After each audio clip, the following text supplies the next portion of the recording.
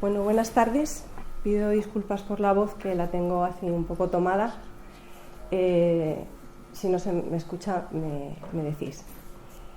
Quiero agradecer a La Salle en principio y sobre todo a Alejandro Martínez por organizar estos encuentros que ya empiezan a ser tradición con Francisco Pereña. Y gracias a Francisco por ofrecernos la posibilidad de reunirnos hoy a conversar sobre Olvido Imposible, su último ensayo publicado por El Momento, y supongo que todo aquel que haya leído este texto habrá apreciado su gran valor. Quería contarles que un día hace ya bastantes años me acerqué a Francisco Pereña con una demanda. Quería que me ayudase a escuchar a mis pacientes. Y él aceptó con mucha generosidad y así inicié este camino de aprendizaje con él a través de algo tan fundamental en la práctica clínica como es la supervisión. Desde entonces sigo a su lado. Es un buen maestro y es un maestro bueno, que se coloca al servicio de la transmisión. Y desde ahí nos acoge, respeta y acompaña. Aprender clínica con él me ha dado un oficio y me ha librado de ciertas prácticas incómodas que se observan en este ámbito, que muchos de vosotros conocéis, como son, por ejemplo, tener que aparentar frente a los pacientes, poseer el secreto de saber cómo vivir, o irse al otro extremo fingiendo una extraña simetría. Me ha librado también de la charla intrascendente con los pacientes o de una impostada sabiduría teórica frente a ellos. Para ayudarte a escuchar y para explicar su escucha, Pereña se apoya en un amplio conocimiento y así hemos aprendido con él algo más sobre biología, matemáticas, literatura, filosofía, física, etc. Puede hablarte en una supervisión de Kafka para nombrar la falta de coincidencia del sujeto consigo mismo y la extrañeza que somos. Puede hablarte de Celan y Robert Balser para nombrar los recursos del sujeto frente a la melancolía. Nos ha explicado a través de Einstein la relación entre espacio y tiempo en la vida de nuestros pacientes. Nos ha dejado conocer algo de su mundo y nos hemos encontrado con su particular visión de Descartes, de Platón, de Kant, con su música a través de Nina Simone o Bach, con Antígona, con Edipo, con Chaplin, con Hölderlin, el maestro Eckhart, Cervantes, Simone Weil. La lista de todos aquellos seres de los que nos hemos servido para supervisar con Francisco Pereña es interminable. No me resulta fácil conceptualizar qué es la escucha. Cuando alguien te dice, como hace unos días me decía un paciente, mi vida es una soledad desesperada, no hay DSM-5, ni paradigma psicológico, ni teoría neurobiológica que pueda explicar esa formulación. Solo el encuentro entre mi paciente y yo irá creando las condiciones para que él encuentre nuevas palabras que puedan dar cuenta de esa experiencia única que quiere transmitir. ¿Qué es escuchar y qué se escucha en una sesión con un paciente? Lo fui aprendiendo en supervisión con Pereña. Desde el principio me ayudó a entender que lo que daría posibilidad a mis pacientes era que las palabras que contasen por encima de todo fueran las de ellos y que para eso era condición imprescindible el acogimiento, es decir, que yo estuviese ahí queriendo escuchar esas palabras creadas en el encuentro y no las palabras de otros, las llamadas teorías, vinieran de quien vinieran. Porque Francisco Pereña no ha formulado una teoría, nos ha dado qué pensar o cómo pensar al sujeto. Nos acompaña mucho con su profunda reflexión y a la vez estamos solos con el paciente. No hay recetas, tiene que haber compromiso, trabajo, escucha y elaboración. Su otro modo de hacer transmisión ha sido a través de sus libros. Lo que escribe no está escrito en ninguna otra parte y siempre nos interpela. Ha elaborado una clínica que él denomina clínica del sujeto. La clínica como un espacio de intimidad en donde el paciente puede encontrarse con su vida afectiva y afectada, sin que eso le implique quedar reducido por su analista o terapeuta a mero efecto y consecuencia de lo que ha vivido, o a un organismo cerebral sin sujeto, sino que puede ser aquel que se entera de su vida y con todo decide seguir viviendo, sin quedar así anegado por la angustia o pegado a una vida reducida al victimismo, a la impotencia y a la desesperación. Su escritura está atravesada por lo que en cada momento sucede en el contexto que él habita y sobre el que reflexiona constantemente.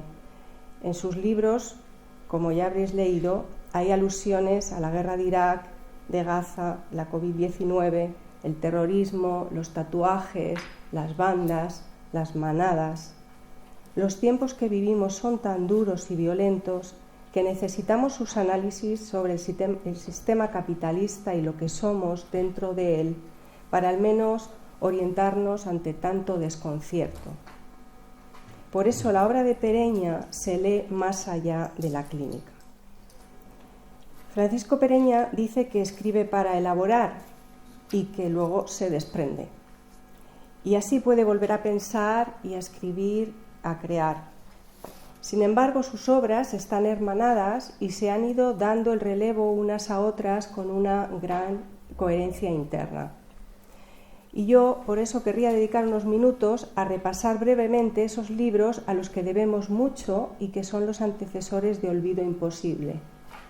Los primeros, La pulsión y la culpa, Soledad, pertenencia, transferencia, De la violencia a la crueldad, Fragmentos de la vergüenza e Incongruencias, son las obras de un hombre que revisa un pensamiento que exige militancia o adscripción para desprenderse de todo aquello que limite practicar una clínica orientada al dolor, al duelo y a la posibilidad de vivir. Se pregunta por el ser humano y lo que éste es capaz de hacer en la búsqueda de la protección y cómo el poder se aprovecha para mostrarse con la mayor crueldad en esta escena. Su formulación sobre el fantasma sadomasoquista se nos ha hecho fundamental tanto para la clínica como para comprender la vida colectiva y sus aberraciones. Es tan certero en su análisis que nadie puede escapar de éste, por más inocencia que busque, porque cuanta más inocencia busca, más ridículo parece. No se trata de fundir en un todo el bien y el mal. El mal es el mal y el bien es el bien. Pero él nos transmite que todos pertenecemos a esa especie capaz del mayor de los daños y esa es nuestra vergüenza y de esa vergüenza hay que hacerse cargo. En la obra Cuerpo y Agresividad encontramos, entre otras cosas, un análisis clínico fundamental de dos temas muy complejos, la anorexia y el trastorno límite de personalidad, que él prefiere denominar trastorno del límite por cómo él lo concibe. Sorprende que frente a diagnósticos, diríamos, clásicos, él introduce elementos que los transforman en fenómenos absolutamente renovados. Dedica el melancólico y el creyente a sus pacientes, a los creyentes y a los melancólicos, a los hombres sin argumento, como llamó a otro trabajo anterior. A todos ellos dirige su obra, y quienes le conocemos sabemos que es una dedicatoria sentida y profunda porque son sus pacientes su prioridad y la escucha a todos ellos lo que da a su obra esa originalidad y viveza. Su idea de que hay que contar de partida con el vacío pulsional y que a partir de ahí se trata de comprender cómo cada sujeto lo aborda es una orientación fundamental para comprender la clínica del sujeto. En esta línea fue muy impactante la llegada años después del hermoso texto Un delirio, que incluye el testimonio escrito que le deja su paciente Julio Fuente y el análisis que hace Pereña de él. nos lleva a la crudeza de la psicosis, ofreciendo una propuesta muy rigurosa sobre cómo entender dicha afectación, siendo su preocupación por este tema algo transversal en su obra. Gracias a Francisco, el misterio de la psicosis es un poco menos enigmático. De la angustia al afecto es el texto que siempre he recomendado para iniciar el estudio de su obra. Para mí es una bisagra entre los libros anteriores y posteriores a este. Aporta para la clínica, incluida la clínica infantil, considero que esto es muy importante, una explicación de cómo se vincula la pulsión con la afectividad, lo que nos hace verdaderamente humanos. Lo que él llama articulación de la demanda inconsciente es la posibilidad de un sujeto de elaborar lo que quiere del otro, a la vez que en el contacto con su demanda hace el descubrimiento de su propia existencia. Pereña ha dedicado mucho esfuerzo a explicar la ligación entre lo que llamamos inconsciente y el otro. En Olvido Imposible, como siempre en su obra, también lo hace. La posibilidad de practicar una clínica que sirva verdaderamente a nuestros pacientes pasa por captar esta conexión, desde mi punto de vista. Pereña, en 2015, nos introduce en el mundo griego y en sus imponentes tragedias, para profundizar en un concepto clásico como es la repetición, con el libro Repetición e Historia. Dicho concepto, en este libro, permite que el sujeto de la repetición deje de ser pensado como una especie de ser ritualizado para pasar a ser la expresión creativa fundamental del humano que busca salir de su soledad en una demanda constante al otro, que le organiza en torno a una expresión sintomática que no puede equipararse a ninguna clase de diagnóstico. En los textos que siguen, Cómo pensar la clínica del sujeto, Memento Mori, El fracaso moral de la humanidad y este último, Olvido Imposible, pienso que se produce un desarrollo de la idea de demanda inconsciente a partir de la lectura única y personal que él hace de Kant. Pereña revela al ser humano viviendo en una eterna interrupción de existencia y creando existencia. El sujeto vive sumido en una demanda de continuidad al otro, nos explica, sin la que no puede vivir. Esta misma demanda de continuidad hace posible el amor y hace también posible el odio.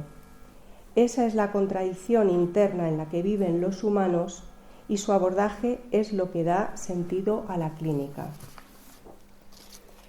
Pereña nos ha enseñado que la cuestión del tiempo tiene que ver con nuestra imposibilidad, pues actúa como límite y a la vez supone nuestra posibilidad si al sentir ese límite se abre el espacio para vivir. Aquel que da tiempo da vida, mas no la quita el que se ausenta. Así que gracias, Francisco, por todo ese saber transmitido, por todo el tiempo que nos das, incluido el de hoy. Y ahora pasamos, si os parece, a hablar de Olvido Imposible.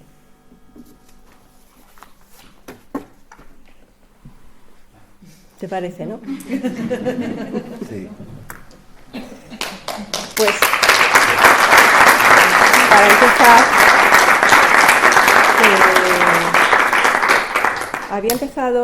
para empezar, había pensado para empezar preguntarte algo.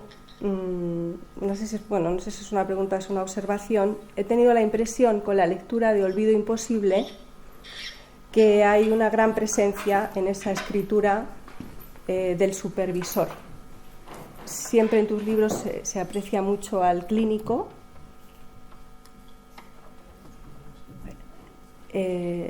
pero en Olvido Imposible,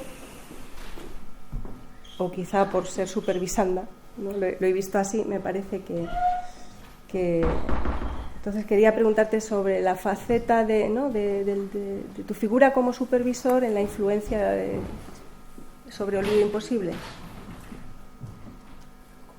o que nos hables de la supervisión.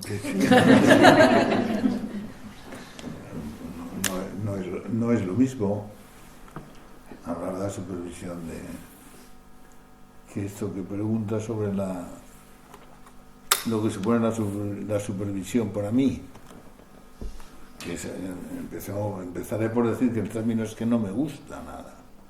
Todo lo que significa super, que hoy día la gente moderna usa a raudales, me molesta muchísimo en el supermercado, y súper maravilloso, y me molestan los oídos, me tiene muy... Entonces, no digo, pero el término supervisión se ha transmitido en la clínica de toda la vida, y yo en realidad la supervisión, yo le doy, en fin, el término está consagrado así, está burocratizado de esa manera.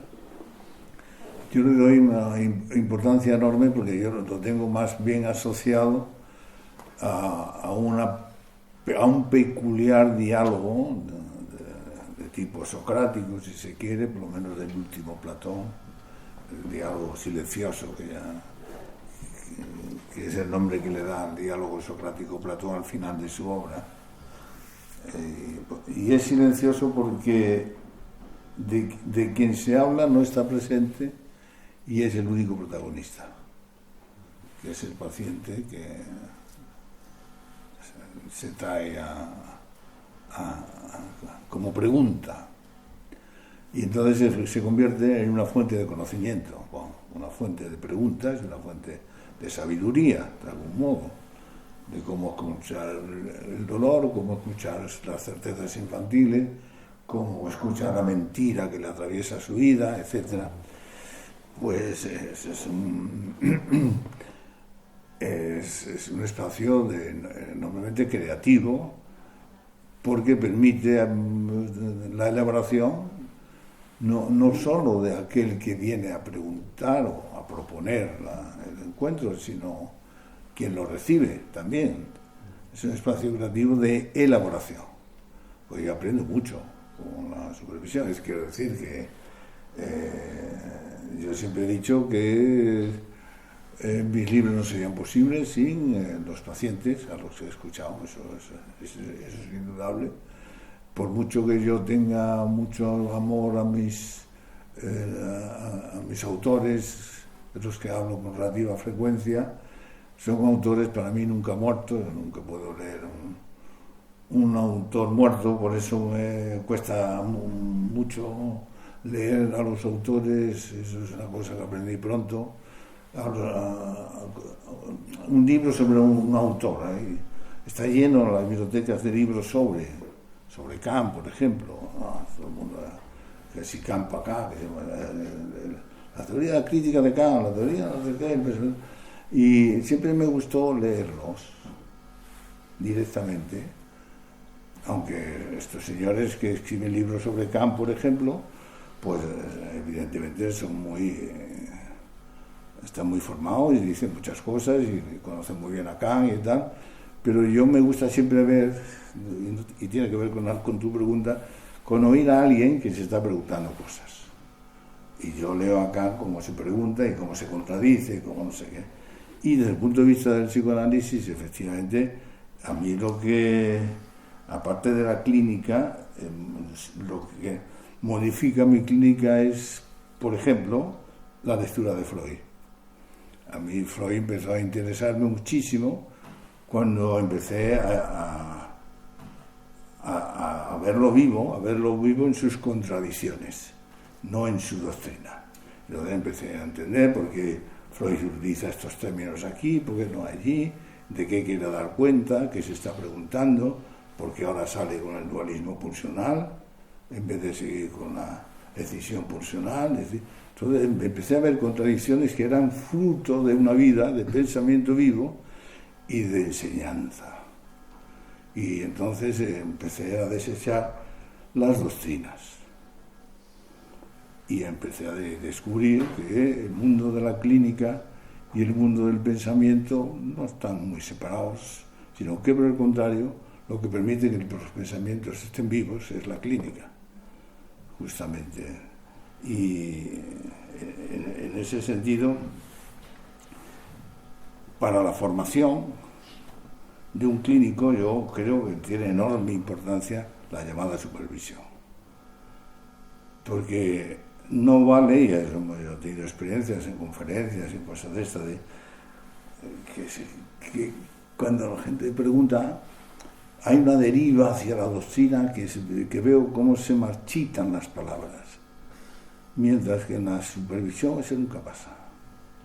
La llamada supervisión siempre hay un diálogo vivo de alguien que no está, pero el que no está está vivo y está dando vida a aquel encuentro. Y entonces es uno de los componentes fundamentales para la formación de un clínico. Un clínico que no haya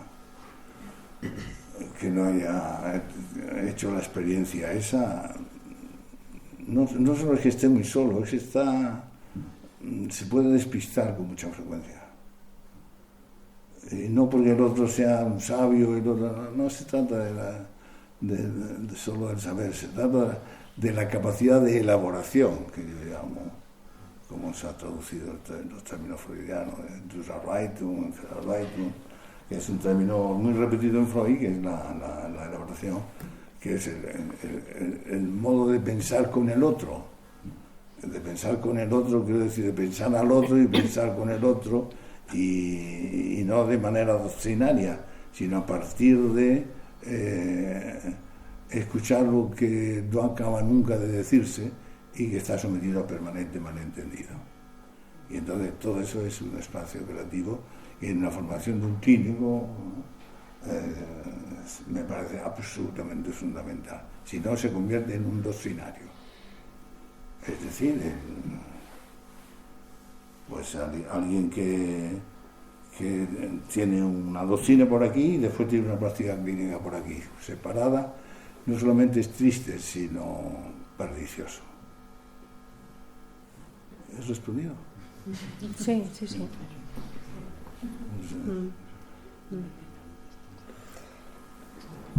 ¿Alguien más pregunta? No, era esta, ¿no? Sí. Bueno, luego yo haré algunas preguntas, después el resto puede hacer preguntas y se puede pedir. Había apuntado yo aquí, al hilo de eso también, ¿por qué utilicé el término parresiastés en griego? Como sabéis, era aquel que acude a alguien en quien deposita una, digamos, confianza, desconocido, pero con el que le da un lugar de transmisión, aunque no tenga un contenido previo de transmisión. Y entonces, en un momento determinado, en un momento yo era más militante, digamos, contra las penurias del psicoanálisis. Digo, habría que cambiar el nombre del psicoanalista por de parresiastés. Bueno, tampoco hay que pasarse y ser tan exigente. Pero es un término que me gusta mucho porque da cuenta de lo que estoy diciendo. El parresiastés no era y lo utiliza Galeno, el médico latino, también esa expresión, de acudir a alguien en el que tú depositas una posibilidad. No el poseedor del saber que te puede dar su posibilidad, ¿no? Te da la posibilidad, no te da su posibilidad, te da la posibilidad a ti, la tuya. ¿Me explico? Sí, por eso está bien que hayas introducido la cuestión esta de la supervisión, me parece muy importante. Sí. Para la formación me parece fundamental, sin duda. Para seguir, te quería preguntar acerca del título de este libro, contundente, Olvido imposible. Pues la historia es eso, la humanidad es un olvido imposible. O sea que no estamos solo hablando de las defensas, el olvido en psicoanálisis se ha pensado como, ¿no?, en relación a las defensas. No, las defensas tienen que ver más bien con el duelo imposible. A ver, pues... Quiero decir, vamos a ver, el olvido imposible es lo que se empeña en la humanidad de toda la vida de Dios de olvidar, que es la subjetividad, la angustia, el miedo, no sé qué, todo, en fin, el miedo a la muerte, que diría Epicuro, todo aquello que no entiende y que usa las palabras para ocultar lo que las palabras dicen, que es lo que no dicen. No es un juego de palabras. La palabra siempre deja por decir algo que porta y en su propio no decir. Y entonces la humanidad siempre hay grandes discursos, discursos cerrados, poder político como el fantasma sadomasoquista ha explicado ya muchas veces cómo está organizado en función del poder, y si todo lo que está organizado en función del poder está organizado en función del daño, y cómo pues, todo eso es debido a un intento de olvidar lo que no se puede olvidar, que es el desamparo, la angustia, la subjetividad en suma, y se quiere sustituir por ciudadanos, militantes, soldados, etcétera, etcétera, no sujetos, individuos, lo que fuera, pero digamos esa imposibilidad interna en la condición de ser sujeto, eso es lo que todo el mundo se empeña por olvidar, haciendo las barbaridades que hace la humanidad repetidamente e implacablemente, y no lo consiguen, porque en el propio hecho de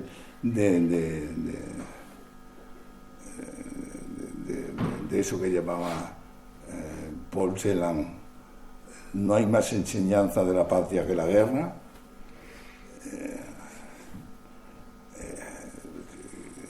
es un desastre.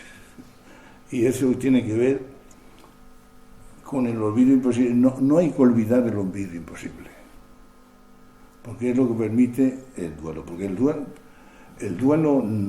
duelo coloca la posibilidad en otro sitio que no es la imposibilidad. Es decir, que, por ejemplo, yo hablé del duelo imposible, quiero recordar en el melancólico y el creyente, hablando de melancolía. Es decir, el vacío pulsional es una imposibilidad en sí mismo, que en la psicosis se quiere cubrir con el delirio. De ahí viene la idea de que el delirio es la curación de la psicosis, una idea muy poética, muy falsa, ¿no? Es alguien que se empeña en vivir. Entonces, que para poder vivir frente al vacío pulsional tiene que crear un delirio, es una certeza absoluta. Y entonces, en ese sentido, y todas las certezas infantiles de las que yo hablo, no voy a explicar todas las cosas ahora, pero bueno, la certeza infantil es la gran mentira que nos damos de niños para poder vivir, para acceder a la vida, para sostener la vida, y el duelo es el duelo de esas certezas. El duelo, yo explicaba en el texto aquel del melancólico y el creyente que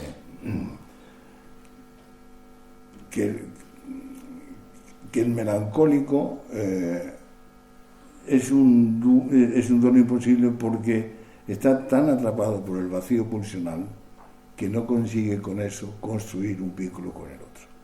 Y la peculiaridad de la condición humana, digámoslo así, es de lo que yo llamo la pulsión, de lo que Freud llamaba la pulsión, es precisamente que es un vivir que está dirigido al otro que no está. Y además no solo es que no está, sino que está dentro de uno, es su no estar, que es lo que llamamos inconsciente. Y en ese dirigirse al otro, si el darse la posibilidad necesita hacer el duelo de la imposibilidad. Quiero decir, dirigirse a la posibilidad. Y la posibilidad del amor, la posibilidad del deseo, es decir, esto podríamos detenernos mucho, pero, por ejemplo, con cuánta frecuencia por ejemplo, el deseo, la sexualidad, el deseo está vinculado muchísimo más a la angustia que al amor. Porque el deseo ligado a la angustia es un despropósito que conduce directamente al daño implacable, donde a destruir al otro. Y el deseo, si no se vincula de algún modo al amor, no hablo del amor romántico, el amor al cuidado del otro, es un deseo muy destructivo. Y entonces, bueno, lo de la posibilidad de decir, el melancólico el duelo es imposible porque no puede abandonar, no puede hacer nada, no es imposible. Cuando yo hablo de hacer el duelo, es precisamente partir del vacío pulsional para dirigirse al otro desde su propia otredad, no desde el lado de la posesión, no del lado de la pertenencia, no del lado de lo definitivo, sino de lo algo más maravilloso, como decían los dioses griegos, que tiene el hombre, que es su sangre mortal. Lo que nos da vida es la mortalidad, y lo que nos da posibilidad es la mortalidad, y la eternidad es una forma de duelo imposible.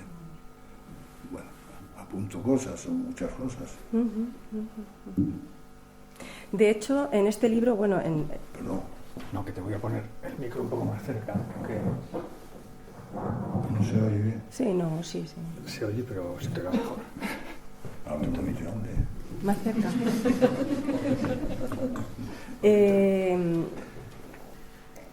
A ver, que me he despistado. Sí, no. Que en todos los textos, pero en este último también, lo explicas de un modo que lo opuesto al amor no es el desamor ni es el odio, es el crimen, lo que tú nombras como crimen, que es querer poseer el cuerpo del otro, ¿no? Digo que cuando uno piensa, ¿no?, en el amor, ¿no?, siempre aparecen las historias del desamor, ¿no? Pero para ti eso no es lo opuesto, ¿no? El desamor. Sino el crimen, es esa posesión, ¿no? Sí. Es algo muy sencillo. Que tú no eres el único que puedes no ser amado. Pero que tú puedas no ser amado no es lo que te da vida. El problema del fantasma sadomasoquista, que tantas veces he explicado, es lo único que da certeza de verdad es el daño. El amor, o como diría Kafka, el bien es troslos, es desconsolado, descorazonador. Lo que da vida, uno pone la televisión y ¿qué ves? Daño, este es un tal, el otro es un cual, el otro no. El daño da la realidad. El amor tiene que ver con el silencio y tiene que ver con la vida, no con la realidad. Pero lo que da realidad colectiva es el daño. Y esto venía porque ¿qué es lo que me has preguntado? Sí, no sé, qué has dicho, que me ha venido esto de que lo opuesto al amor. Sí, no, es el crimen. Es el crimen. Es el daño. Y que sí, tomas el crimen como ese crimen. querer poseer al otro, que no tenga vida más allá de ti. Asistimos a los crímenes de Gaza, que son la expresión última del crimen cotidiano, del maltrato y del daño entre las personas. Eso es evidente, y eso es lo opuesto, no es el desamor en el sentido de no existe posibilidad del amor si tomas el amor como un derecho, digámoslo así. Se ha acabado el amor. Si tú tienes me quiere estás todo el día dando la vara como te quiere el otro, pues efectivamente estás condenado a la tristeza. Entonces no es el desamor, no es la soledad forma parte del amor. Lo único que no forma parte de la soledad es el daño. Es decir, el dañarse unos a otros hace compañía, da realidad, no da vida, pero da realidad. Y eso tiene que ver con que el amor no nos deja olvidar. La guerra es el intento de olvidar y el amor no nos deja olvidar. Sí, está bien dicho, sí, el amor es como una angustia en ese sentido. Sí, la angustia decía, mira, y eso que Freud escribió un texto, la metapsicología, donde hablaba de los destinos de la pulsión. La pulsión está muy ligada al trauma y por tanto a la angustia. Y entre los destinos de la pulsión hay muchos, nombran varios, pero hay uno muy peculiar que además atraviesa a vosotros, que es la agresividad. El problema de la angustia es cuando se convierte en agresividad. Y se convierte en agresividad cuando no encuentra la vía del amor. Y entonces hay en el último, Freud al final escribió, no me acuerdo ahora mismo el texto, bueno, se me ha olvidado, Análisis terminable e interminable, creo que era así. Que el objetivo de un análisis es precisamente el separar la sexualidad de la agresividad. Esas cosas que decía Freud, que estaría pensando y de pronto decía cosas que no explicaba. Pero no está mal dicho. No está mal dicho porque es verdad que la sexualidad, el otro es un objeto, etc. Pero aparte de eso, la dimensión subjetiva es inolvidable en el deseo ligado al amor. Y entonces, en ese sentido, pues no sé, ¿cuál era la pregunta? No, eso sí, que el amor es más difícil, parece más fácil la guerra, porque mucho más fácil que el amor. Porque el amor no nos deja olvidar y todo el empeño, ¿no?, que decías al principio es olvidar. El amor sabe que el otro es un sujeto, que no es de tu posesión, etc. Sí, el amor es una sabiduría, como los antiguos consideraban. El amor es una sabiduría, y el famoso texto que yo cito mucho del coro del Agamenón de Esquilo, ¿no? Para Zeus el dolor es el principio de la sabiduría, dice el coro del Agamenón en un texto maravilloso. ¿Por qué es el principio de la sabiduría? Porque es el principio de preguntarse por el otro como posibilidad, no como alguien a quien abatir o poseer. ¿Me entiendes?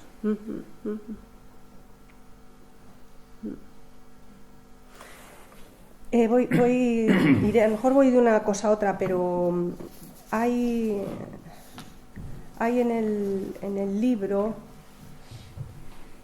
muchas perlas, pero bueno, por resaltar alguna.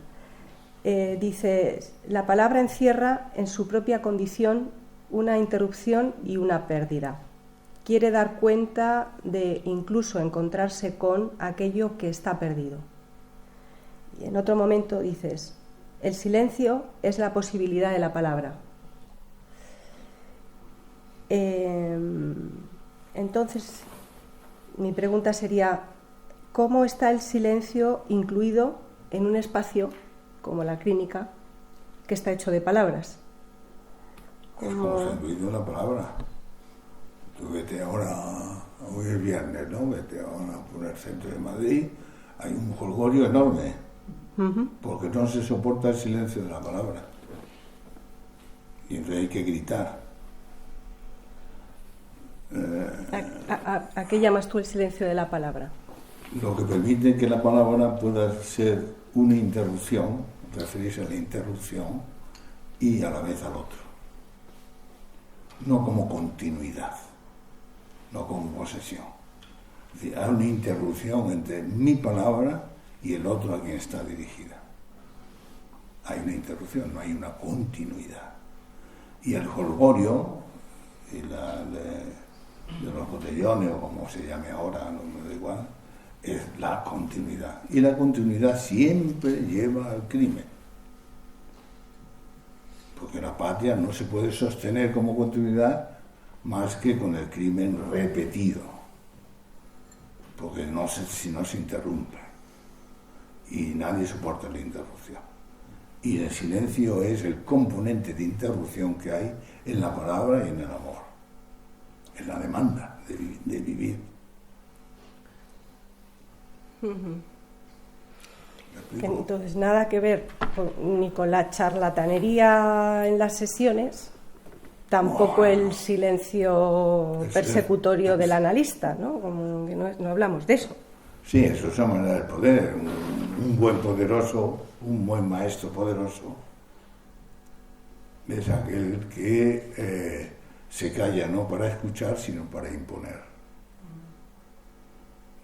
Todos hemos tenido esa experiencia.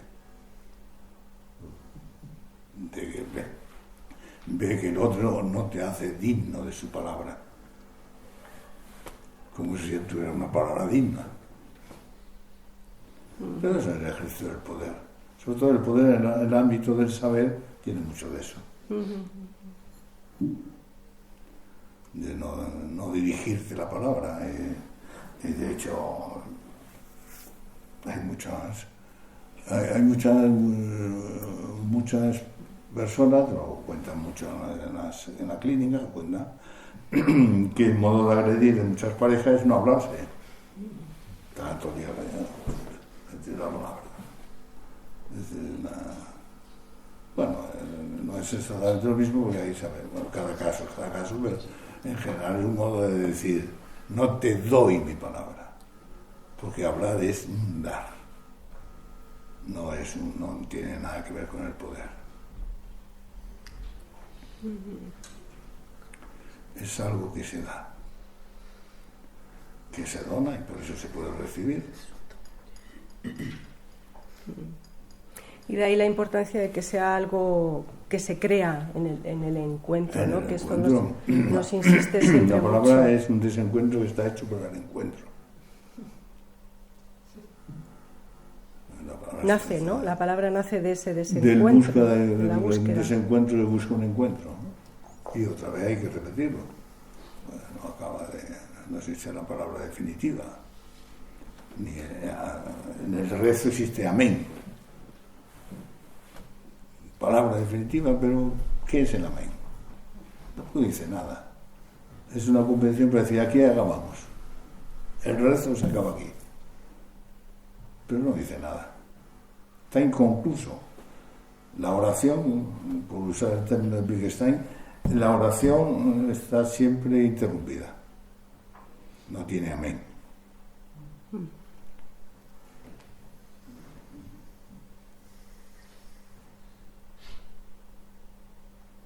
Como no hay amén, estaba sí, claro, es que... Bueno. Esta pregunta, bueno, yo te la hago y tú contestas si quieres, si no... En el prólogo, tú dices que eliges la interrupción. Sí. Y yo te pregunto, ¿cómo se puede elegir la interrupción siendo una interrupción? Siendo una interrupción. ¿No? ¿Qué somos? Dices tú, somos una existencia interrumpida. ¿Cómo se escoge lo que ya se es? No sé. Eso mi admirado Friedrich Nietzsche lo sabía muy bien. ¿Cómo llegar a ser lo que uno es? Se llama uno de sus textos más hermosos del Este Homo. ¿Cómo llega uno a ser una interrupción siendo que es una interrupción? ¿Cómo llega a ser una interrupción? Lo que uno es, la falta de identidad, hay que llegar a serlo. No viene dado. Uno viene dado por otras cosas, por la pertenencia, la identidad, el fantasma sadomasoquista, no sé qué, etc. Y tienes que... Bueno, es un atrevimiento. Elijo la interrupción. Sí, elijo la interrupción porque también es un libro escrito, ya lo explico, no digo en el prólogo, lo he escrito como siempre escribo, pero no tiene tanto propósito de... Me he desprendido del propósito de enseñanza. ¿Me entiendes? Hablo muy desde mí, desde mi práctica, pero desde mí. Que lo entienda quien pueda o quien quiera, y si no, ¿qué se va a hacer? En ese sentido, lo digo. En nosotros me empeño mucho en convencer. Ya no quiero convencer a nadie. Ya. Lo sigues haciendo, pero... podemos dar paso a este público encantador que está aquí. A este público encantador. Sí, claro. Y así también me ayudan a mí a llevar esto. Ahí está. Ahora cuando tú has dicho que uno digamos, el llegar a ser la interrupción que uno es. Yo quería saber si eso tiene algo que ver con algo que me quedé pensando, que dijiste al principio, que es que una persona cuando busca ayuda, busca a alguien desconocido. Tiene esto del desconocido que me parece que tú le pones como un énfasis. Muy bien visto. Alguien que interrumpa. Alguien que interrumpa. Hombre, claro, si no, no hay cuestionamiento. El desconocido es la posibilidad del cuestionamiento. Y eso es la posibilidad de la clínica. Muy bien, sí. Por supuesto.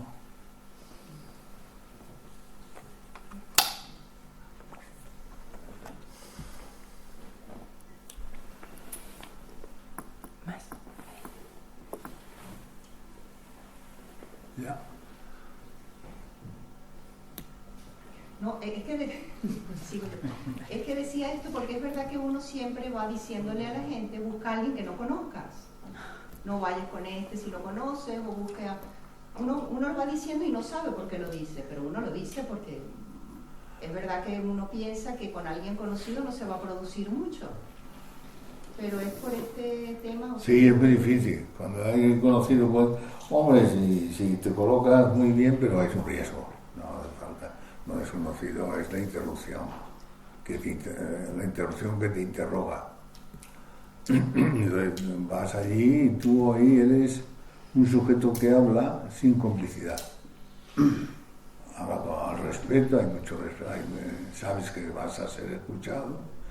Hay respeto en el sentido, bueno, en el sentido kantiano si se quiere, pero no hay complicidad. Y en ese sentido, alguien desconocido se supone, se le atribuye menor complicidad.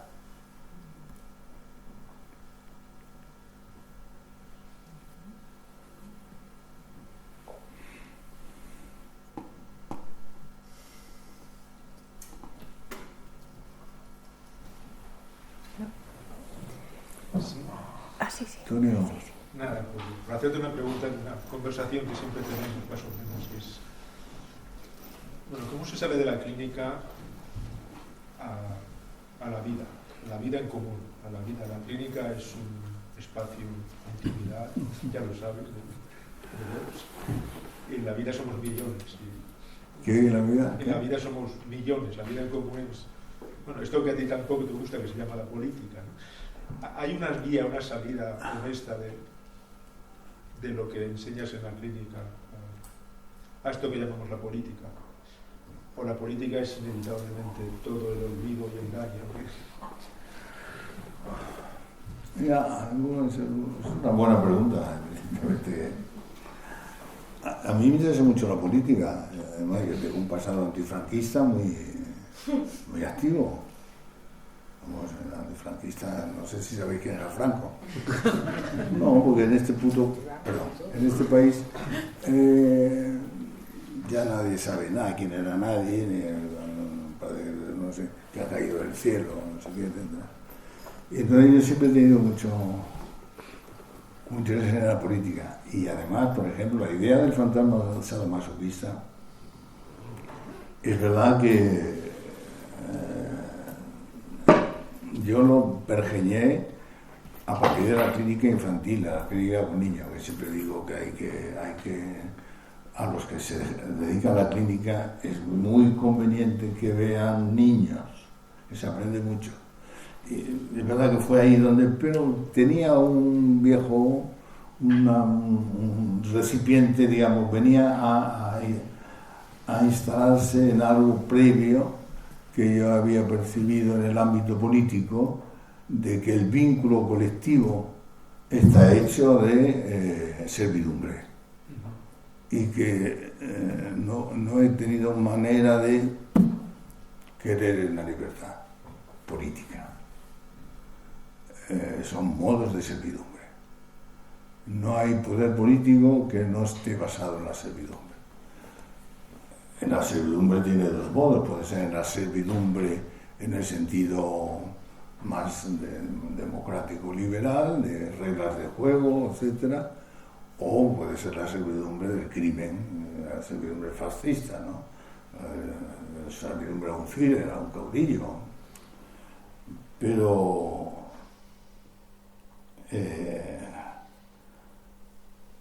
no creo en la posibilidad de la vida comunitaria, pero también es verdad que me manda a mí a ser tan dogmático. Pero sí que en ese sentido, ahí en el libro hablo mucho de Marx. Marx, que otro que parece que era un monstruo terrorista, no sé qué, uno de los pensadores, de los 3 o 4 mejores pensadores que ha producido esta maldita humanidad, explicó muy bien lo que es el capitalismo. Es decir, que yo creo que el capitalismo ha eliminado la posibilidad de la comunidad. Existe una posibilidad, por eso soy tan admirador de Kropotkin, un ingenuo, sí, pero bueno, es un hombre que creía en la comunidad. Es decir, el capitalismo ha eliminado, es decir, esa tesis que más desarrolla también y que está en Adam Smith o en Mandeville, en las virtudes, como vicios privados hacen virtudes públicas. Es el principio del libro de Mandeville, esa es la definición del capitalismo, ¿no? Que es virtudes públicas, la riqueza. Vicios privados, el egoísmo, la mentira. Eso es, lo dice así Mandel. Hace virtudes públicas. Y entonces cuando digo, ¿y cuáles son las virtudes públicas? No hay otra que la riqueza. Es la desaparición de la moral. Es decir, la antítesis de la propuesta de Kant, precisamente, de que el hombre es un bien, un fin en sí mismo, no es un medio. El capitalismo hace del hombre un medio, es siempre una mercancía. Tú no tienes realidad social si no te conviertes en mercancía, no existes socialmente. Entonces eso es la desaparición de la posibilidad moral y la desaparición de la posibilidad de comunidad. Que yo lo que no soy, no quiero ser por lo menos dogmático en el sentido de, es que eso es una maldición, no, eso es lo que los hombres alimentan una y otra vez sin necesidad. Es simplemente por la necesidad, la falsa necesidad que se dan de estar sometidos a un poder. Podrían no tener esa necesidad. Pero eso nunca se ha dado, eso ya me da igual. No hay ninguna ley que establezca lo contrario. Ni es el instinto, ni es no sé qué, no, es algo del fantasma sadomasoquista que yo solamente me fío del que tiene poder. Y el que tiene poder, la prueba de que tiene poder es que me puede hacer daño. Entonces el miedo forma parte del lazo social y es un enemigo de la comunidad y del amor. Y entonces, pues, aquí podríamos hablar en un debate sobre, claro, la cuestión de la creencia. Se lo he explicado yo también en Melancolía del Creyente, la cuestión de la creencia es un tema muy complicado, quiero decir que la creencia no es creencia en una trascendencia positiva, no es creencia en Dios, ni la creencia necesariamente es decir, pero la creencia es muy poca, es decir, hay certezas, todo el mundo funciona con certezas, no con creencia. La creencia es creer en el otro. No es el sujeto cree en el otro cuando admite la posibilidad del encuentro. Esa es la creencia. Esa es la verdadera creencia. Lo demás son certezas. Ese señor Trump, por ejemplo, por un personaje ridículo, habla con una certeza absoluta de las cosas. No cree, vamos. En el ámbito político todo el mundo habla con certezas, no con creencias. Entonces, en la comunidad tiene que funcionar la creencia, no en el sentido que dicen los teólogos de creer en Dios es creer en la Iglesia, no sé por qué tiene usted, pero llevan razón en el sentido de, si usted tiene una trascendencia positiva, Dios y la Iglesia es la continuidad, pero eso no es la trascendencia del amor. La trascendencia del amor es desde la falta uno se dirige al otro y no desde la prepotencia. Entonces comprendo que eso es estamos obligados porque esa además una discusión que tú bien sabes, una vieja discusión sobre el vacío y la nada. Lo heideggeriano es una nada que se rellena con el nazismo, claro. ¿Por qué? Pero es que el vacío pulsional que yo hablo no es la nada, que viene el héroe nazi a llenar la nada y a convertir a Alemania en el prototipo de la ciudad heroica o del país heroico. No. Es una nada que está atravesada por el otro. Por eso está destinada al amor, no al heroísmo ni a la patria. Está destinada al amor porque es una nada donde uno mismo, la interrupción de uno mismo, está hecha desde el otro interior, desde la otredad que uno mismo es para sí mismo. Y entonces la vía sería algo de la vía donde el otro haya un encuentro en un tipo de comunidad que la política no respeta de ningún modo, porque está basada en el poder y solo en el poder. Y yo lo veo muy difícil. Es verdad que las democracias liberales están en crisis, el fascismo está creciendo como le da la gana. Pero es que el capitalismo impide que haya comunidad, el propio capitalismo. Entonces es una contradicción que mejor ni pensarla. Porque es la catástrofe, en mi opinión. ¿Tú qué dices? No hay más. Se puede disentir, pero no demasiado, ¿no? No, que de todos modos, ¿qué? Somos millones viviendo juntos, de todos modos ahí. ¿Qué somos? Millones viviendo juntos, de todos modos. No estamos en el espacio de la clínica. Viviendo malamente juntos. Pero ¿cómo? Con el daño. Ya. Dándonos realidad con el daño. No, y la clínica no te salva de eso. No creas tú que... No. A ver, hay más. Sí, pero... Sí, Teo. ¿Quién está primero? Teo. ¿Quién es? Igual. No, al hilo de esto que estáis hablando, en tu libro, a partir, esa es mi impresión, de que el ser humano está convertido en una mercancía, según Marx, y lo dejas muy claro en tu libro. Y a partir de ahí entras en un párrafo un poco más adelante sobre la disociación.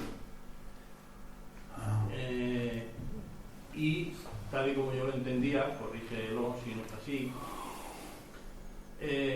la disociación es más factible en la medida en que hay un individuo que es mercancía y su lugar de sujeto está por mucho más dividido, digamos, en la sociedad. Y me hacía la pregunta de esa disociación, primero, si de alguna manera a lo mejor tenéis la impresión de que la podéis encontrar o estuvieseis encontrando en la clínica de una manera más frecuente, no lo sé, no tengo ni idea. Pero por otro lado es verdad que esa disociación yo la estoy asociando un poco en lo colectivo a la inocencia con la que queremos vivir una cosa tan horrenda como lo que está pasando en Gaza. Es decir, estoy a lo mejor pegando un salto, ¿no? Pero la pregunta sería, ¿se está camino de ir a una disociación mayor en los sujetos, tal y por dónde va el mundo, frente a lo mejor una denegación que podía tener más presencia en otro tiempo, donde uno niega el problema pero sabe que tiene el problema? Es decir, es un poco esto, si tal y como van las cosas, porque me parece terrible por dónde van las cosas en el capitalismo. ¿Y qué pasa eso y la disociación? No sé, es un poco la pregunta en bruto que suelto porque no se me ocurre construir. Hombre, yo en el libro me atrevo a afirmar, porque creo que es constatable en la clínica, que hay un predominio de la disociación como mecanismo de defensa. Porque efectivamente, como bien dice, la denegación, que es como yo traduzco la expresión freudiana de Freud, es un mecanismo de defensa que corresponde a lo traumático. Es como si estuviésemos viviendo un permanente predominio del trauma. Tú el trauma no puedes protegerte de él más que disociándote. El trauma, no hace falta acudir a traumas externos. El trauma interno, también el trauma de la existencia, digamos, como de la angustia, es que es verdad, tú tienes que denegar, empezando, porque un niño que no miente es un niño con problemas. Quiero decir, el niño no va a decir, no, oye, ¿de dónde viene? No, es que no he ido a la escuela. No, el niño tendrá que decir, he ido a la escuela para protegerse, ¿no? Eso del orden, digamos, de manera simple, de la denegación. Sé que estoy mintiendo, pero miento para protegerme. Efectivamente, la disociación es que no sabe que miente. Está disociado de su propia angustia. Es una angustia que se disocia de sí misma. Y entonces, efectivamente, no tiene encauzamiento. El problema de la disociación es que deja a los sujetos a merced de una angustia, de una deriva angustiosa, sin encauzamiento. Y entonces, cuando no voy a hacer metáforas facilonas, pero cuando los ríos no tienen cauce, se desbordan, esas cosas, se usan metáforas vulgares de todo tipo al respecto, pero cuando la angustia no tiene encauzamiento, la agresividad es su destino. Y entonces yo creo que sí, que hoy día hay más disociación y la gente, por eso hace tan más difícil los análisis, por eso hay mucho coach y mucho psicólogo predicador y mucho toda esta historia moderna de esto, ¿no? De charlatanes que dan un poco de simulacro de comunidad para proteger de la disociación. Es decir, yo cuando oigo en la televisión y oigo cosas tan horribles de insultos, de no sé qué, etcétera, me pregunto, bueno, eso es una pregunta que no tiene sentido hacerla a título personal a la persona en cuestión, pero yo creo que hay algo de disociado. Yo no creo que sean seres que se pasen el día, sino que insultan porque no tienen otra manera de hacer ese ejercicio que llaman el poder político o la información política, no sé. Todo eso, toda esa incoherencia constante de sinsentido, por ejemplo, el odio a Pedro Sánchez, que nunca lo entenderé bien, pero te encuentras gente muy rara que te dice, yo odio a Pedro Sánchez. ¿Y usted por qué odia a Pedro Sánchez? Yo no entiendo, no sé, qué tiene de especial no sé, parece que... Todo eso, a mí me suena que hay algo disociado, que no saben lo que dice. ¿Y por qué lo dice? Dice, no,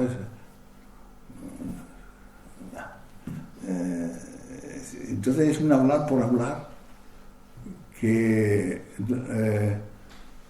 es una mezcla de pena y de miedo lo que me produce, a mí personalmente.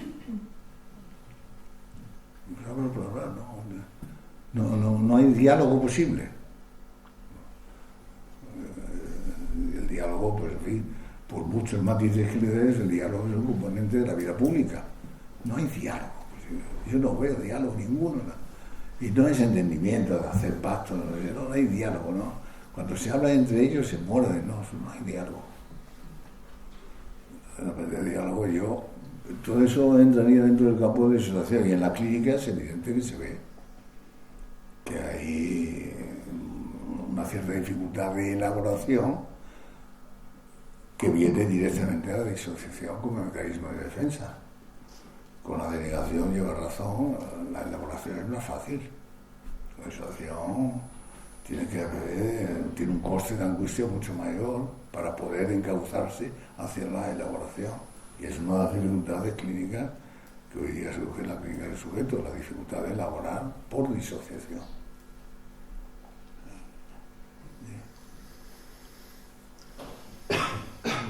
Yo quería agradecer la introducción que ha hecho Sonia, por darnos un poco la visión y el recorrido, que no es fácil, yo creo, es complicado de hacer, de seguir un poco lo que ha sido todos tus libros, los puntos de cierta ruptura, de cierto viraje, que me ha gustado mucho. Merece la pena que nos basen para orientarnos también un poco en lo que es la obra de Francisco Pereña. Sí, decía que me gustaría tener el texto que has producido para hablar de la obra de Francisco Pereña, que yo creo que no es fácil de hacer. Supongo que hay otras maneras también de verlo, ¿no? Pero esa está muy bien. Porque es verdad que yo pensaba un poco estos días intentando de releer un poco el libro y que es cierto que a mí me pasa, los textos de Pereña no son fáciles de leer de entrada y además hay que hacer un esfuerzo, yo creo, por lo menos a mí me pasa y creo que no soy el único. Y creo que tiene que ver con esa cuestión que tú planteabas de que estás un poco contra la doctrina, ¿no? Porque es cierto que tus textos, lo que se puede leer en lo que dices, no suena a doctrina, sino más bien a antidoctrina. Es decir, a un rebatir, a un construir algo que no acaba de cerrarse y que no te acaba de... que te crea preguntas, te hace pensar cosas, pero no sales después con algo, con la sensación de que ahora he entendido todo, ¿no? de lo que está aquí planteado. Quizás eso tiene que ver con que no tienes multitudes leyendo tus libros, me parece. Que no hay multitudes leyendo tus libros, sino que no hay mucha gente que te siga, me parece. Y bueno, eso por una parte, pero otra, continuando con la pregunta que hacía Antonio antes, la cuestión de lo que te hacía el intercambio o la articulación entre la vida y la clínica, ¿no? Es cierto que yo también tengo la sensación que a veces tú lo que se lee, lo que yo leo yo descubro cosas de la condición humana puesto en la clínica, y descubro cosas de la clínica de lo que tú traes de lo que es la condición humana, ¿no? Ahí hay un intercambio muy, muy fructífero. Pero ahí la pregunta que te quería hacer era en relación con el concepto que aparece mucho en el libro, que es el concepto de deserción. Está muy presente, que tiene que ver con la respuesta que has dado antes, ¿no? Porque no sé el alcance que tú le das a eso. Tú hablas de la deserción respecto del mundo, de la deserción del orden del mundo, de la no complicidad en la clínica, con el paciente, de la deserción en la política. Y por otra parte, pues conociéndote y conociendo lo que tú escribes, creo que no se podría aplicar, no se te podría aplicar a ti Entonces, quiere decir, La deserción. La deserción. Entonces, por eso no acabo de entender a dónde estás. ¿Y por qué no se me puede aplicar a mí? Bueno, porque si fuera así no escribirías lo que escribes. No tenías producción. No producirías no pensarías, Bueno. lo que piensas, creo. Y luego hay otra cosa que me llama la atención, es cuando tú planteas todos los efectos del cambio sobre la subjetividad y el daño a los vínculos y a las dificultades de la vida amorosa en la vida moderna, y al arrasar con la solidaridad como obstáculo para la vida comunitaria.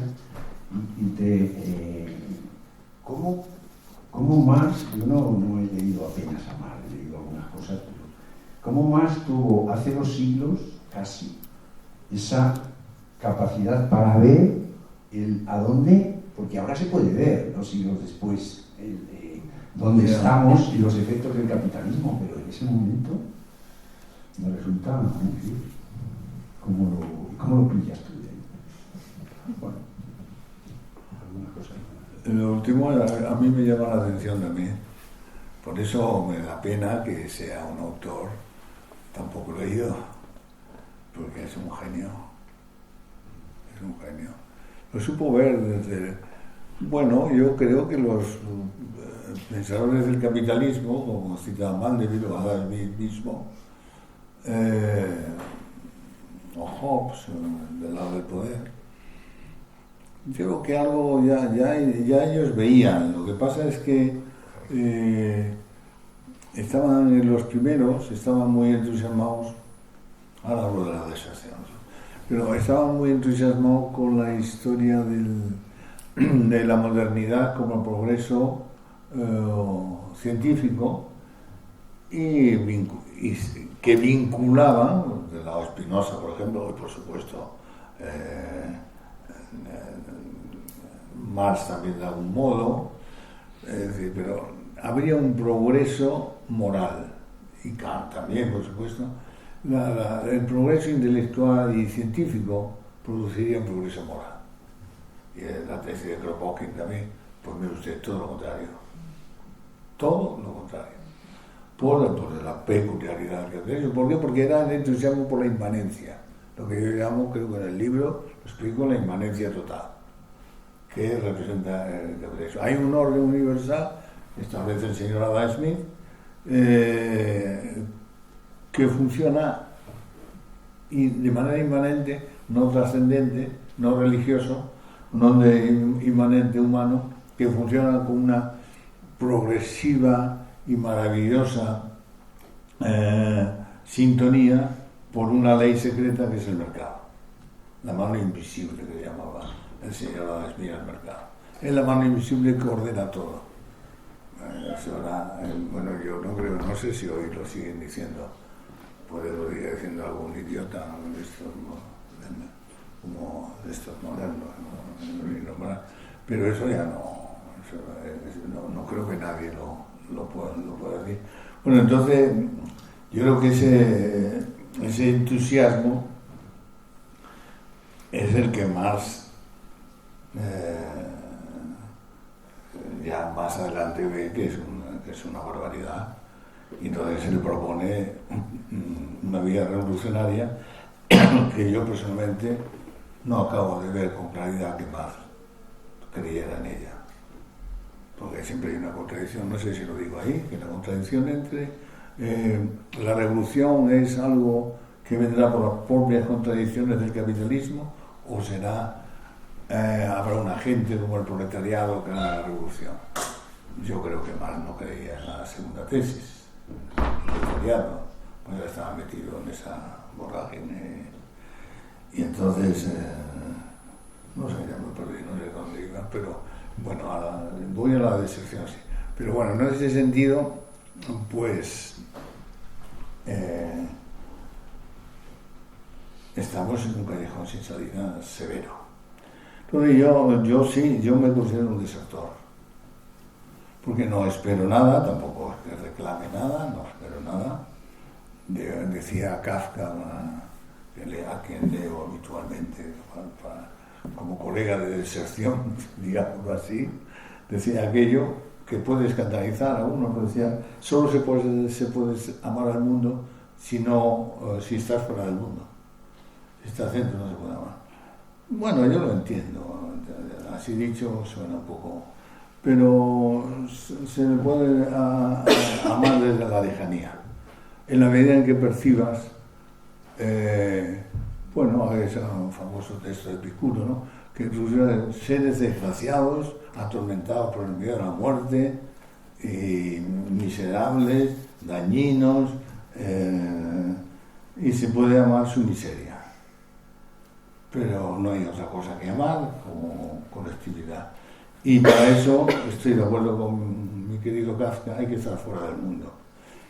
Yo estoy fuera del mundo, pues no, estoy lleno de miedo, no sé qué, etcétera, pero procuro ejercitarme en estar fuera del mundo. Y ese ejercicio lo llamo la deserción. Y entonces es una cosa que yo tengo la ventaja de que me dedico a la clínica y entonces es un modo de reclusión, quieras que no, y entonces es una reclusión que me permite estar fuera del mundo sin estar fuera del mundo. Entonces tengo vida que me suministra mucho pensamiento y a la vez puedo permitirme el lujo de no formar parte de la canallería del mundo, o por lo menos que me da la opción.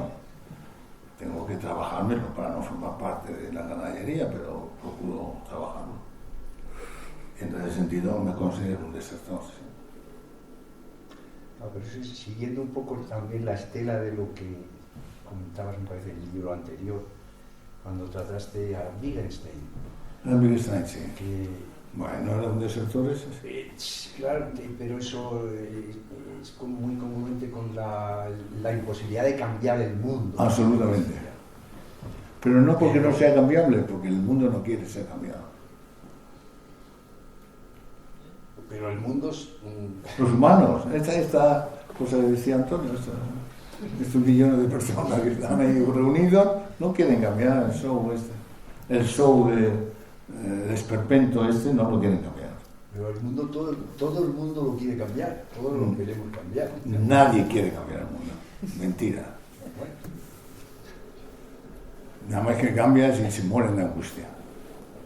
Entonces, lo que he dicho del daño, la gente se asegura, con el daño. Es la realidad. Y lo demás, Dios mío, no hay daño, ¿qué va a pasar? Los estados de alerta. Tú en la clínica no ves todos los días estados de alerta permanente, gente asustada. ¿Qué catástrofe me va a venir mañana? Todos los días.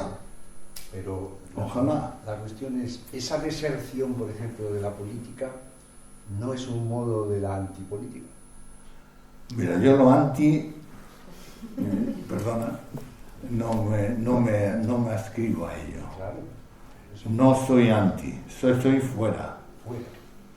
Yo me gustaría, no estoy anti, creo que la política podría ser de otra manera, pero no lo es, ni creo que vaya a serlo, entonces me lo fuera.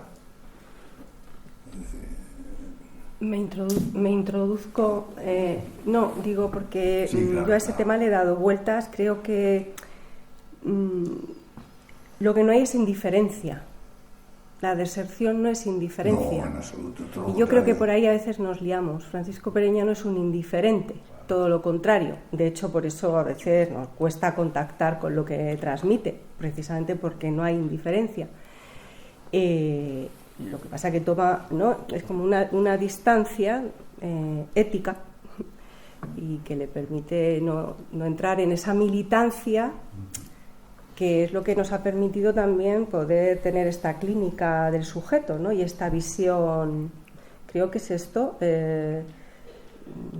porque él es decir, por eso nos ilumina con sus reflexiones desde esa distancia, me atrevería a decir no contaminada por la adscripción, por la militancia, por eso no la exige, por eso la supervisión con él es un espacio de creación, porque él no te está pidiendo que tú te aprendas sus eslóganes y hacer escuela. Y entonces, yo creo que ese es un matiz importante, ¿no? Es decir, en él no hay indiferencia. Es un hombre contundente frente a lo que pasa. No, eso está bien, ¿no? Porque eso me permite diferenciar el estar fuera del anti. Yo soy fuera, ¿no? Es decir, mi vida está viva porque la vivo desde fuera.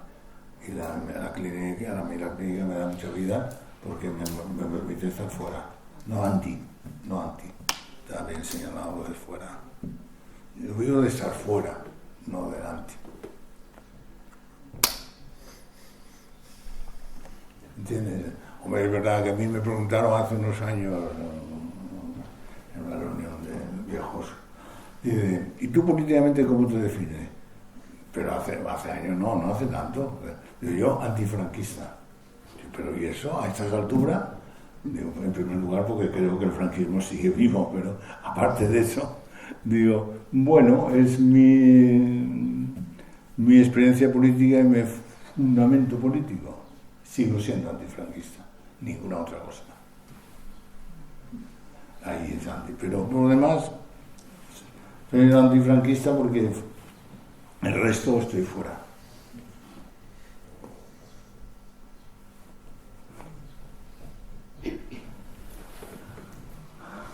Querías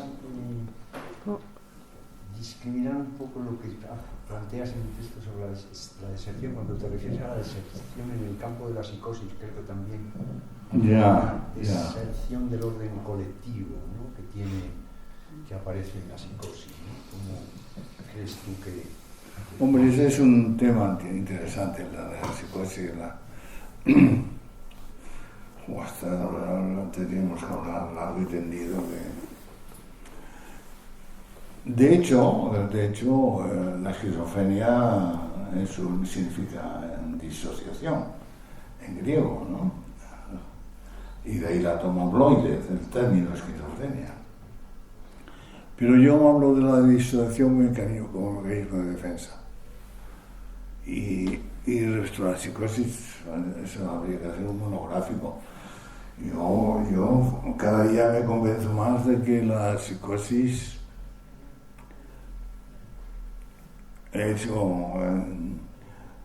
como no está de moda, más o menos correctamente, es un espectro. Yo alguna vez escribí que hay tanta psicosis como sujetos psicóticos. Pues no. Entonces me cuesta mucho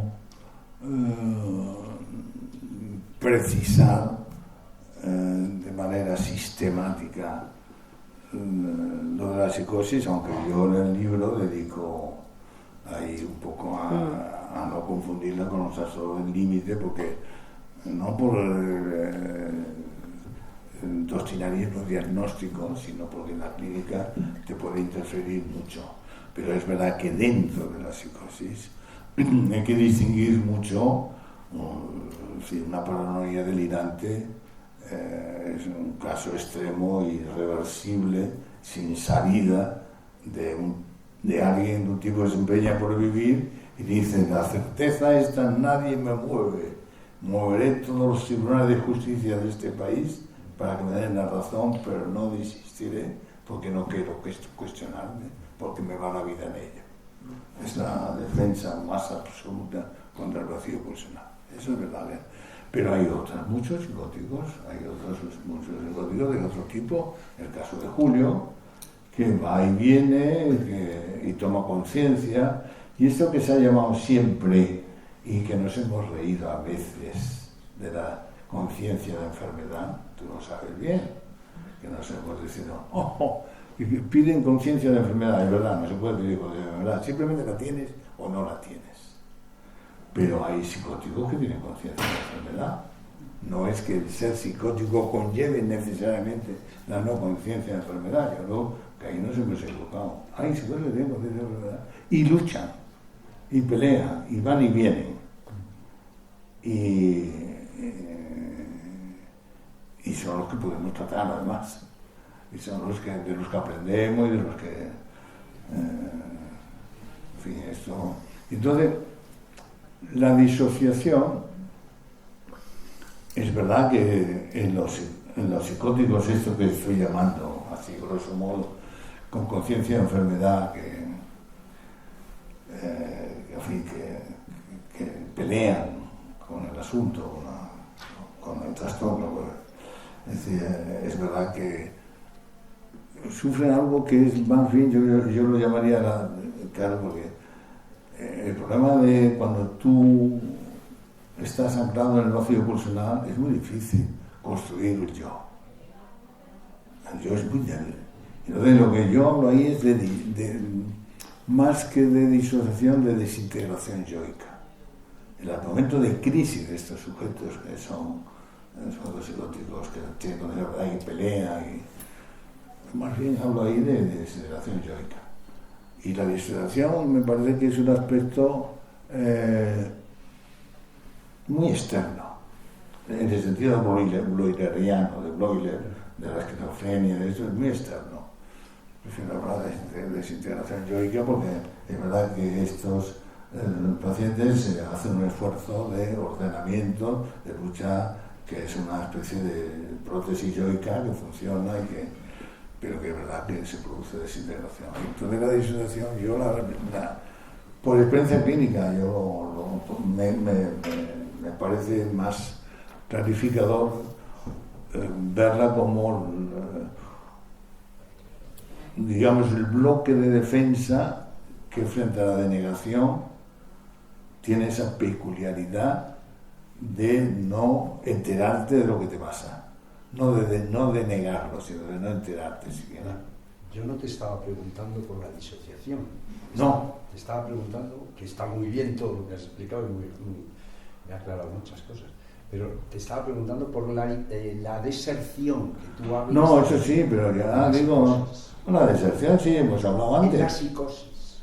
La deserción, no, sí, no hay deserción. Como que hay un modo de deserción. En la psicosis no, en la psicosis no. Solo hay deserción. Es decir, ¿tú has visto, por ejemplo, que un querulante pueda ser un desertor? ¿Está todo el día en los tribunales? Montando juicios contra todos los vecinos y la comunidad. Entiendo la deserción del esquizofrénico respecto de todo el orden colectivo. Bueno, eso es, bueno, voy a eso, pero eso no es una deserción. Solo hay deserción y yo no creo que sea una característica de la psicosis, la deserción. Yo creo que es una opción personal. Que un psicótico, efectivamente, pero yo solo lo veo posible en los psicóticos estos que tienen conciencia de la enfermedad y pelean. Pueden en su trabajo, pueden tomar la decisión de desertar, pero no como rasgo psicótico. Están fuera, pero no, tienen una certeza absoluta y bueno, y no desertan.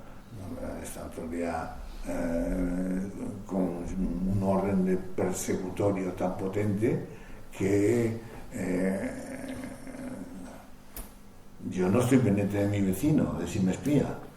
Es que no le hago caso. Vaya el ejemplo vulgar para explicar la deserción. No es lo mismo. De hecho, en el Olvido Imposible lo que planteas es que el sujeto de la psicosis es aquel que se puede entender como el que se resiste al fracaso que somos. Sí, absolutamente. A la vez que se entrega a dicho fracaso, ¿no? Que creo que puede aclarar este punto, ¿no? Fracasa y como fracasado organizo una resistencia, digámoslo así.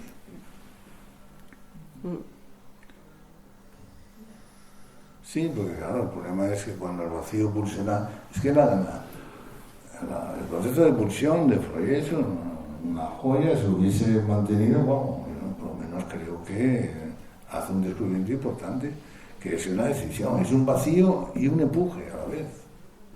Por eso quizás es mejor la expresión de Schopenhauer, lo llama voluntad. Pero en fin, es verdad que es un vacío, pero es un empuje, entonces es un desconcierto. Si no fuese empuje, estaríamos muertos, pero el empuje también es el daño. El daño no viene del vacío pulsional, viene del modo de dar un orden a ese empuje desordenado de la pulsión.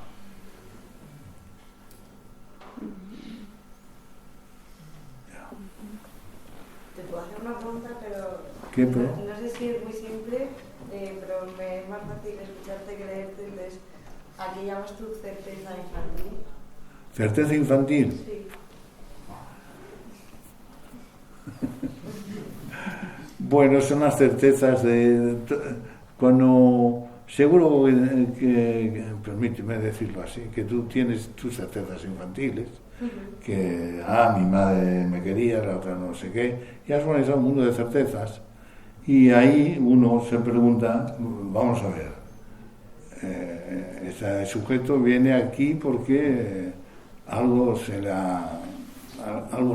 no funciona. Entonces, una de las preguntas que uno se hace es, ¿cuál es su mentira? Es preguntar cuál es su certeza infantil.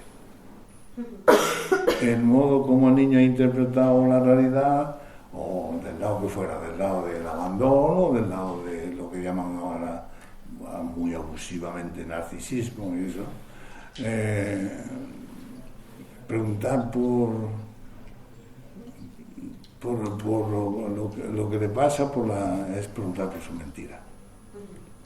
Y entonces todo el tinglado que se monta, los mecanismos de defensa del yo, no sé qué, han construido unos ejes de certezas que le dan una identidad. Yo soy aquel que mi madre no amó, o aquel que no sé qué, aquel que no sé qué. Todo eso es un recubierto de mentiras que no porque no sean verdaderas, sino porque no dicen la verdad del sujeto. ¿Y usted con eso qué ha hecho? ¿Se ha organizado un sistema de victimista, por ejemplo? Eso es una gran mentira. El victimismo, por ejemplo, es una mentira habitual, de cuyo abuso no hay ni que todos somos conscientes. Y entonces, claro, cuando yo en la clínica digo respeto, pero no complicidad, es respetar el sufrimiento, pero nunca la complicidad con el victimismo, ¿no? Porque si no dejas al sujeto solo, ¿usted qué? ¿Y qué va usted? ¿Qué ha hecho con su vida y qué quiere hacer con su vida? Ese orden de mentiras es la certeza infantil. ¿Se entiende? Sí.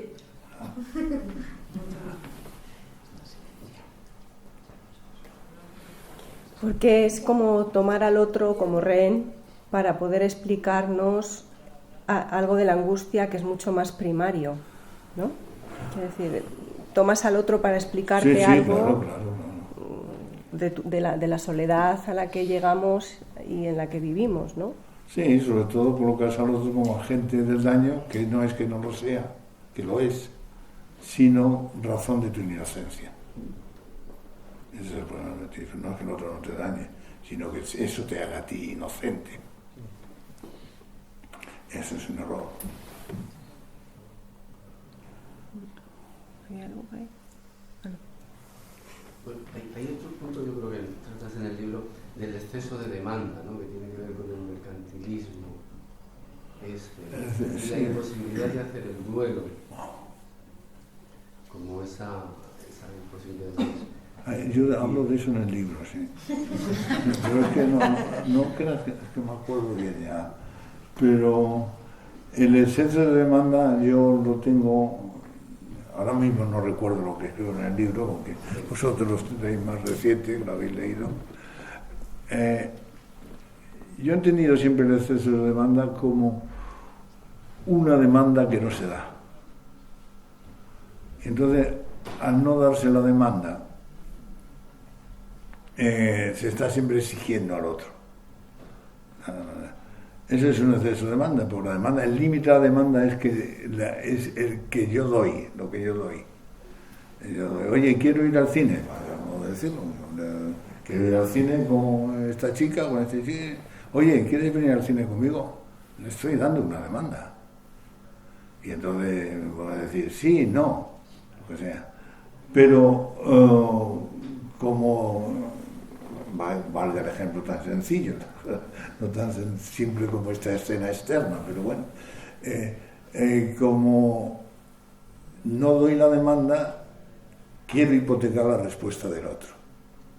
Entonces, al hipotecar la respuesta del otro, estoy siempre inundándolo de demanda. ¿Me he explicado? Eso es el exceso. No sé si coincide con lo que dice el libro. Y Jesús habla de la relación con la falta de duelo, ¿no? Sí, claro. El exceso de demanda con la falta de duelo. El mercantilismo del que hablas un poco a partir de Marx, esa imposibilidad de conectarse al individuo con la sociedad, ¿no? Ese mercantilismo, yo creo que tiene que ver también con ese exceso de demanda, de subjetivizar a la persona, desconectarla con esa parte subjetiva, esa angustia, ¿no? Que es una posibilidad.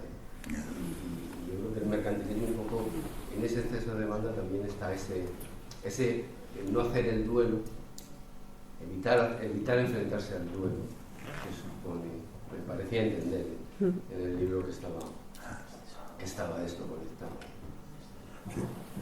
Este duelo, que es el que, bueno, lo contrario un poco del olvido, ¿no? Del olvido. Sí, no es que sea lo contrario, el olvido es imposible. El duelo es posible. Es lo contrario mirado desde el calificativo de la imposibilidad y la posibilidad.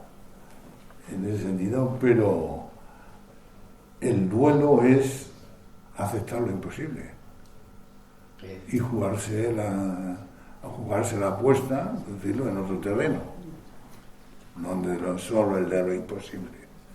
Y esto no estoy hablando de grandes doctrinas metafísicas, de la vida cotidiana. La gente se juega mucho a lo imposible. Me interesa esta chica o este chico porque es imposible. Entonces lo único que me interesa es que es imposible. ¿Por qué? Bueno, habría que tenemos que entrar en las certezas que tiene de que la certeza es que yo soy abandonada o abandonado y entonces busco eso, ser abandonada para mantener mi certeza infantil. Y es una mentira.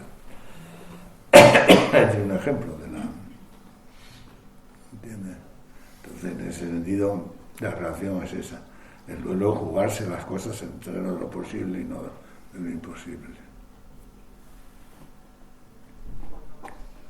Ya.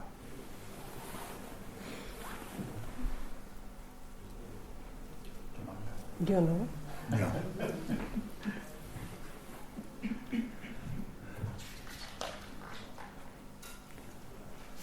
Muchas gracias.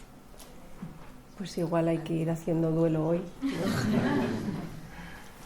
¿Has hablado de un monográfico de psicosis? Está grabado. Has dicho, habría que hacer un monográfico. Hombre, es un tema... Claro, es un temazo. Bueno, pues muchísimas gracias, Francisco. Esperamos que no sea el último encuentro, que solo sea ir de interrupción en interrupción. Y gracias, Alejandro, por hacerlo posible.